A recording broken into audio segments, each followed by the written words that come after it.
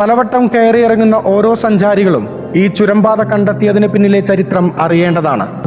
നീലഗിരിയിലേക്കും കേരളത്തിന്റെ മലബാർ മേഖലകളിലേക്കും യാത്ര സുഗമമാക്കിയ പാത നാടുകാണി ചുരംപാത.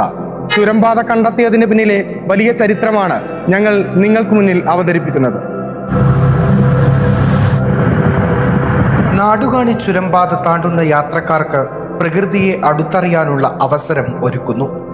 കാഴ്ചയുടെ വസന്തം സമ്മാനിച്ചും വികസനത്തിന്റെ തേറുതെളിച്ചും ചുരംപാത അതിവേഗം കുതിക്കുമ്പോൾ ഇതിന് പിന്നിൽ ഓർമ്മിക്കേണ്ട ഒരു ചരിത്രമുണ്ട്. നീലഗിരി ജൈവ സംരക്ഷണ മേഖലയിൽ ഉൾപ്പെടുന്ന ഈ പ്രദേശം അപൂർവ ഇനം സസ്യങ്ങളുടെയും ശലഭങ്ങളുടെയും ജീവജാലങ്ങളുടെയും സങ്കേതം കൂടിയാണ്. 1800-കളിൽ വഴിക്കടവ് ആനമറയിലെ ചെക്ക് പോസ്റ്റ് വരെയാണ് ജനസഞ്ചാരം. ഇന്നത്തെ തമിഴ്നാട് കർണാടക സംസ്ഥാന ഭാഗങ്ങളിലേക്ക് പോകാൻ ചുരംപാത തേടിയുള്ള ബ്രിട്ടീഷുകാരനായ വില്യം ക്യാമ്പയിലിന്റെ യാത്രയാണ് നാടുകാണിയെ നമുക്ക് സമ്മാനിച്ചത്.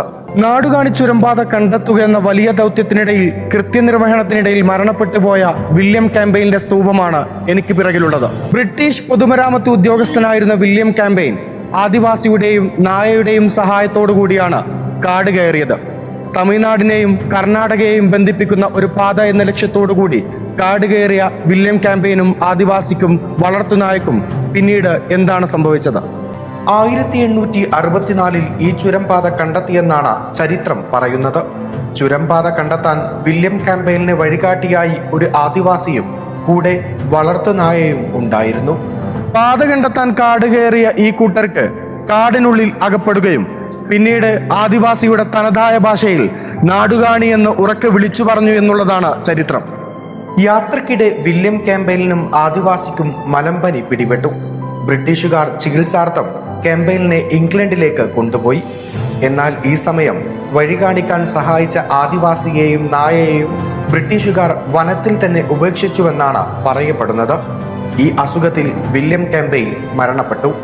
കൃത്യനിർവഹണത്തിനിടയിൽ മൃത്യുവരിച്ച വില്യം ക്യാമ്പയിലിന്റെ സ്മരണക്കായാണ് നാടുകാണി ചുരംപാതയിലെ അണ്ണാനഗറിൽ ബ്രിട്ടീഷുകാർ സ്മാരകം നിർമ്മിച്ചത്. ബ്രിട്ടീഷ് രാജ്ഞിയുടെ സെക്രട്ടറിയുടെ പ്രത്യേക ഉത്തരവിൻ പ്രകാരമായിരുന്നു ഇതിന്റെ നിർമ്മാണമെന്ന് ശിലാഫലകത്തിൽ ആലേഖനം ചെയ്തിട്ടുണ്ട്.